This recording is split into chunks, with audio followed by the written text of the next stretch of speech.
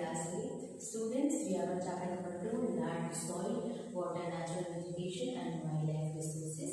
And we have done one topic, एक ही topic मतलब land में से एक ही पॉइंट बचा था, that we will discuss in this class. So let's move forward. Conservation of land resources. So conservation से पहले हम लोगों ने लैंड टॉपिक देख लिया था. लैंड क्या होती है, लैंड के यूजेस क्या है, किन किन पर्पसेस को लेकर लैंड को यूज करते हैं. Now we will discuss our next topic, conservation of land resources. Now growing population, population बढ़ती जा रही है. जो हमारी वर्ल्ड की पॉपुलेशन है या इंडिया की पॉपुलेशन देखिए, हर 10 ईयर्स में पॉपुलेशन काउंट की जाती है. जैसे 2001, 2011 या 2021 होता, बट बिकॉज ऑफ कोविड-19 ये जो प्रोसेस है वो थोड़ा डिले हो जाएगा. तो हर 10 साल में पॉपुलेशन को गिना जाता है या फिर काउंट किया जाता है. तो इंडिया की बात कर रही हूँ मैं यहाँ पर. सो ग्रोइंग पॉपुलेशन, पॉपुलेशन तो बढ़ती जा रही है, तो लोगों की जो डिमांड्स है वही तो बढ़ती नहीं है. तो हम रहे तो 30% एरिया में रहे, क्योंकि वही लायक है 30% लैंड सर्फेस एरिया.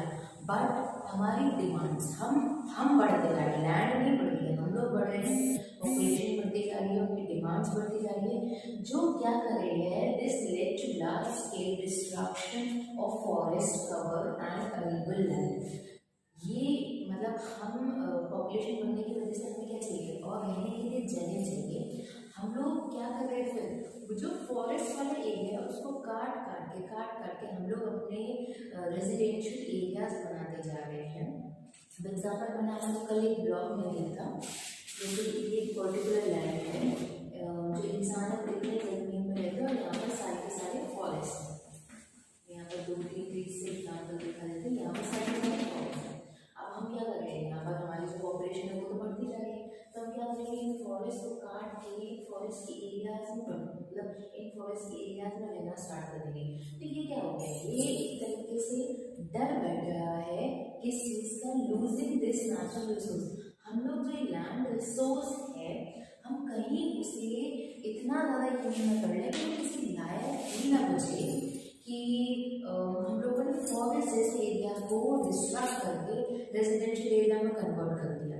ठीक है, बिल्कुल लैंड को आप यूज में ले रहे हो, बट उस फॉरेस्ट में जितने भी ट्रीज थे उनका क्या, वो तो एक तरीके से डैमेज हो गए. एक तरीके से आपने उतने अच्छे लैंड रिसोर्स को बर्बाद करके अपना रेजिडेंशियल एरिया बनाया. तो यहाँ पर इसके बात की जा रही है, नेचुरल रिसोर्सेज को बहुत ज़्यादा डिस्ट्रक्ट कर रहे हैं, बहुत ज़्यादा नुकसान पहुँचा रहे हैं. Therefore, present rate of degradation of land must be checked. So, जो लैंड की डिग्रेडेशन है, जो क्वालिटी गिरती जा रही है, कैसे क्वालिटी गिरती जा रही है कि जब लैंड पर फॉरेस्ट था तो पानी मतलब बारिश हो रही है, फॉरेस्ट अपना एरिया एक्सपैंड करता जा रहा है, वहाँ मतलब वहाँ पर पर्टिकुलर फॉरेस्ट एरिया है, तो वहाँ की लैंड की जो क्वालिटी है वो बहुत अच्छी है. हम लोग आए, हम लोगों ने फॉरेस्ट को काट दिया और हम लोगों ने रेजिडेंशियल एरिया बना लिया.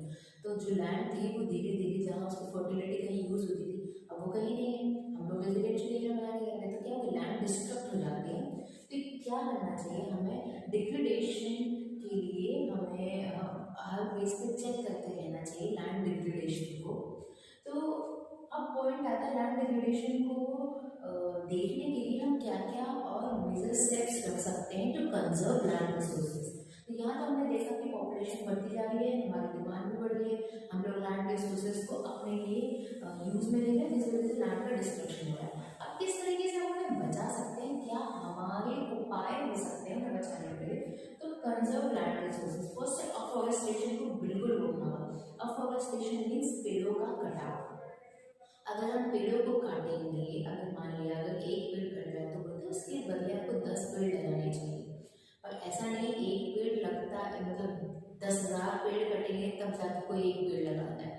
तो अफॉरेस्टेशन को पूरी तरीके से रोक देना चाहिए टू कंजर्व लैंड रिसोर्सेज. जब फॉरेस्ट होगी तो वो जमीन जो लैंड है उसको पकड़ के रखेंगे, जिससे सॉइल इरोजन भी नहीं होगा. बहुत सारे फायदे हैं फॉरेस्टेशन के, ना कि अफॉरेस्टेशन के. तो हर इंसान को पेड़ जरूर लगाने चाहिए, और अगर गलती से उनकी वजह से कोई पेड़ कट रहा है, कट जाता है, तो उसके बदले दिगुने, 2 गुने, 6 गुने पेड़ लगाना चाहिए. बिकॉज हम लोग पानी के बिना रह सकते हैं, पर हम लोग ऑक्सीजन के बिना नहीं रह सकते, और ऑक्सीजन हमें कहाँ से मिलती जमीन से तो मिलती नहीं है, हमें ऑक्सीजन किन से मिलती है, पेड़ों से मिलती है। पेड़ ही नहीं रहेंगे तो क्या फायदा लाइफ का। लैंड रिक्लेमेशन, लैंड रिक्लेमेशन मतलब लैंड को दोबारा से बनाना। तो लैंड रिक्लेमेशन से भी हम लोग लैंड रिसोर्सेज को बचा सकते हैं। मतलब किसी सी के आगे हम लोगों ने लैंड को फिल करके लैंड रिक्लेमेशन कर दी। जैसे दुबई में इस तरीके से पाम लीफ की तरह एक लैंड रिक्लेमेशन किया गया है। Regulated use of chemical pesticides and fertilisers, chemical pesticides and fertilisers का बहुत ही बुरा इफेक्ट पड़ता है लैंड की एक तरीके से यूटिलिटी पर और हम बोले उसकी फर्टिलिटी पर। हम chemical pesticides and fertilisers use करते हैं तो उससे हमारी सेहत तो खराब होती है। मतलब जो हम लोग खा रहे हैं वो आजकल के टाइम में इतनी ज़्यादा बेनिफिशियल नहीं है हमारी बॉडी के लिए। ऑर्गेनिक फार्मिंग की तरफ लोग बढ़ते जा रहे हैं क्योंकि जो एग्रीकल्चर है उसमें केमिकल फर्टिलाइजर पेस्टिसाइड्स का यूज हो रहा है। तो इससे जो हमारा एग्रीकल्चरल जो प्रोडक्ट निकल गया वो तो खराब हो रहा है, उसके साथ जमीन की जो है वो खराब होती जा रही है। तो रेगुलेट मतलब देखभाल करके जितनी जरूरत है उतना ही नहीं कि आप लगाए जाए। मतलब एक लौकी इतनी सी है उसमें इंजेक्शन लगाया वो इतनी बड़ी होगी तो क्या मतलब है ऐसे लौकी खाने का।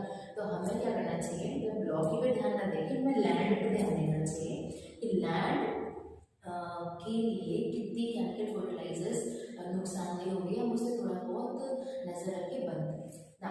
चेक ऑन ओवर ग्रेजिंग, जब एनिमल्स जो चरवाहे होते हैं वो एनिमल्स को लेके जाते हैं तो एनिमल्स क्या करते हैं, जो घास होती है उसे खा जाते हैं। ठीक, मतलब घास दोबारा उगी नहीं उससे पहले खा मतलब उसको यूज में ले लेके वो एक तरीके से लैंड को बेकार कर देते, ओवर ग्रेज कर देते। तो इस तरीके से भी मतलब हमें चेक रखना चाहिए, नजर रखनी चाहिए लैंड की ओवर ग्रेजिंग उसकी यूज में। ये कुछ पॉइंट हैं that how can we conserve our land resources. यहाँ पेड़ों का नाम नहीं लिया जाए कि पेड़ बचाओ पेड़ बचाओ, यहाँ मैंने बस अफॉरेस्टेशन का नाम लिया है, बट हम यहाँ बात करें जमीन बचाओ तभी तो पेड़ को बचाओ। जब जमीन ही हमारी फर्टाइल नहीं होगी, हम उसमें रहकर उस जमीन की जो फर्टिलिटी से खराब कर रहे हैं, तो जब जमीन नहीं तो हम नहीं, अगली बोली जमीन नहीं तो पेड़ नहीं, पेड़ नहीं तो हम नहीं। तो directly we have to save land resources. Now अब हम आगे बढ़ेंगे हमारे टॉपिक की तरफ, that is soil. So let's move forward. So our next topic is soil. Soil मतलब मिट्टी। अब मिट्टी जो है हमारे हाथ में, मान लिया बाहर गए मिट्टी उठा ली, तो ये जो मिट्टी है वो 1-2 सालों में नहीं बनी है, ये करोड़ों सालों में बनी। मतलब कुछ सालों में आपकी इतनी पतली सी 2-3 ग्रैनुअल्स लाइक बहुत पतली लेयर बनती है मिट्टी की। ये नहीं कि हमने जो मिट्टी की इतनी बड़ी लेयर है 2-3 सालों में इकट्ठी हो गई है, बन गई है। ये इस अमाउंट में मिट्टी को बनने में करोड़ों साल लगे हैं। तभी तो हम बोलते हैं कि we have to grow more and more trees, ताकि ये जो मिट्टी इतने सालों में बनी है वो बह के ना चली जाए। सो मिट्टी कैसे बनती है, what is the definition of soil. So the thin layer of grainy substance, grainy means छोटे छोटे small granules type part, grainy means दरदरे पार्ट हम बोल सकते हैं। तो ग्रेनी सब्सटेंस, छोटे parts covering the surface of the earth. So here यहाँ पर मैंने बस इतना हाफ डायग्राम बनाया, बाकी लावा मैग्मा वाला कोई पॉइंट मैंने इसमें इंक्लूड नहीं किया। तो ये एक अर्थ का डायग्राम मान सकते हैं, ठीक है। ये बाहर नहीं गए पेड़, तो ये एक अर्थ का डायग्राम है। अगर हम सरफेस की बात करें तो ये बड़े बड़े रॉक पार्टिकल्स, रॉक्स होते हैं अंदर, और उसके ऊपर फिर छोटे बहुत सारे ABC हम लोगों ने लेयर्स पढ़ी हैं।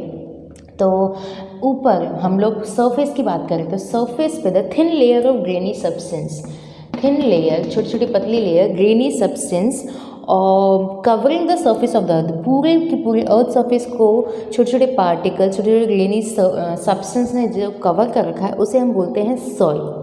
नाउ सॉइल का मतलब हम लोगों ने यहाँ पर देख लिया with the help of the diagram. It is closely linked to land, बिल्कुल ज़मीन से ही लिंक्ड है। मतलब ऐसा तो नहीं बोलेंगे जो सॉइल है वो हवा में, बिल्कुल ज़मीन पर ही है सॉइल हमारी। Landform determine the type of soil, जिस तरीके से लैंडफॉर्म है वो हमारी सॉइल्स के टाइप को डिस्क्राइब करते हैं। जैसे डेजर्ट वाली सॉइल अलग होती है, माउंटेनियस सॉइल अलग होती है, दोनों में बहुत डिफरेंस है क्योंकि उनकी सब्सटेंस बहुत सारी चीज़ें, ये सारी चीज़ें उनमें डिफरेंस क्रिएट करती हैं।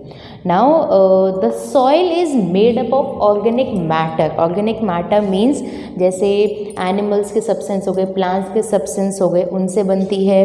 मिनरल्स मैंने यहाँ पर ऐड किए, potassium, magnesium, calcium, sulphur, iron, ये सारे मिनरल से मिलकर बनती है हमारी सॉइल. वेदर्ड रॉक से मिलकर बनती है हमारी सॉइल, जो कि अर्थ पर मिलती है. तो सॉइल इतनी सारी चीज़ों से मिलकर बना हुआ ग्रेनी सब्सटेंस है. Now this happened through the process of weathering. Weathering in the 7th class you have I think chapter number 3 erosion and erosion हो गया, एंडोजेनिक एक्सोजेनेटिक फोर्स में आप लोगों ने ये वेदरिंग टॉपिक देखा होगा. So the right mix of minerals, अब यहाँ देखिए, right mix of minerals and organic matter make the soil fertile. हमारे ऑर्गेनिक मैटर और मिनरल्स का राइट कंपोजिशन ही उस मिट्टी को ज़्यादा से ज़्यादा बोले तो फर्टाइल बनाएगा. अब यहाँ पर बात करें हम लोग माउंटेनियस सॉइल की और डेजर्ट सॉइल की. डेजर्ट सॉइल में आपको मिनरल्स नहीं मिलेंगे, ऑर्गेनिक मैटर नहीं मिलेगा. वहीं पर हम माउंटेनियस सॉइल की बात करें तो माउंटेनियस सॉइल में आपको ऑर्गेनिक मैटर्स भी मिलेंगे एंड मिनरल्स भी मिलेंगे, जहाँ पर बहुत सारी खेती हो सकती है. एग्जाम्पल है टेरेस फार्मिंग. और अगर हम डेजर्ट सॉइल की बात करें तो वहाँ पर बहुत मुश्किल से कुछ उगता है. तो यहाँ पर क्या है, बात की जा रही है जब सॉइल फर्टाइल कैसे होगी, जब उसमें right amount of organic matter होंगे एंड मिनरल्स की क्वांटिटी होगी. अब इससे पहले एक लाइन आई थी, this happens through the process of weathering. अब कौन सी प्रोसेस, सॉइल बनने की प्रोसेस कैसे, वेदरिंग के जरिए. जैसे पत्थर होते हैं, दो पत्थर टकराते हैं, फिर उनके छोटे छोटे ग्रैनुल्स नीचे गिरते हैं, फिर वो इरोजन होता है, इरोजन एंड डिपोजिशन. इन सब का रिजल्ट क्या है, सॉइल है.